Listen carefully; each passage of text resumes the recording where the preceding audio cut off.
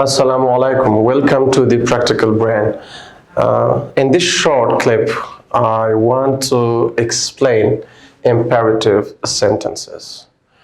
We use imperative sentences when we order somebody to do something. In imperative sentences, the subject is not mentioned. Why? Because the person whom we order is in front of us, and it's obvious that the subject is, you. So it doesn't sound good, to say, you close the door, you come here.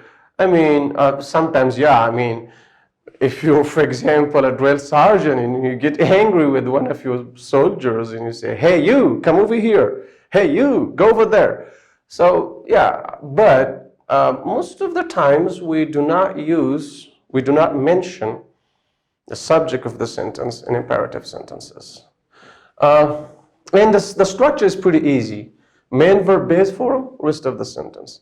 The reason we use main verb base form because if the subject of the sentence is you, for example, you go there, you come here, you work, you do that. So main verb is using base form. So therefore, the subject is hidden over here.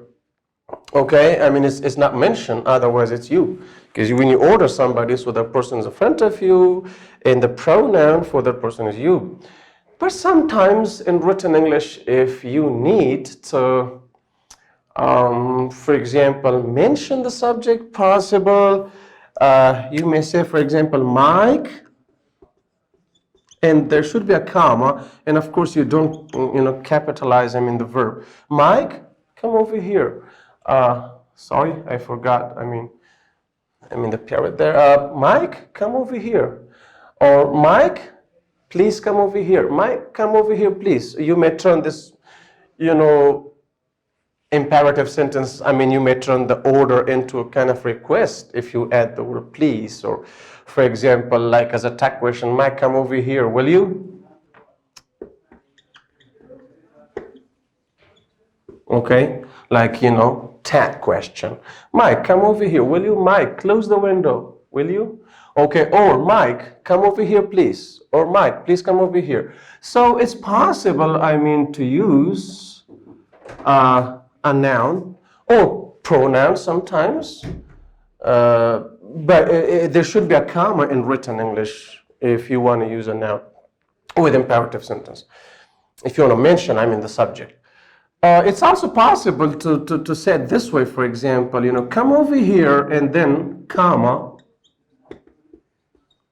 come over here, Mike, in written English. If you mention, the subject at the end of the sentence, a comma.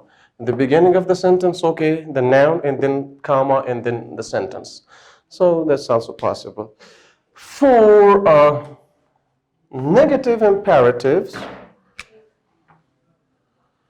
you use don't or do not at the beginning of your sentence, then main verb in base form, and then rest of the sentence. Why don't? Instead of, doesn't, we don't use doesn't. We use don't because the subject is obvious, and that's you. And with you, we use, the auxiliary do. We do not use does or doesn't. We use do or don't with the subject you. So don't close the door. Main verb base form, close. Okay, don't close the door. Come over here, open the windows. Talk to me. Okay, so these are all imperative sentences. We use imperative sentences when we order somebody or when we request, someone to do something, for example, with adding the word please, or for example, with adding, the more auxiliary will, and then you, for example, close the door, will you? Or don't close the door, would you? If you want to turn it to a tag question, still it's imperative sentence. But, the form is tag question. That's also possible. So I hope you enjoyed this short clip about imperative sentences, and have a great time. We're done.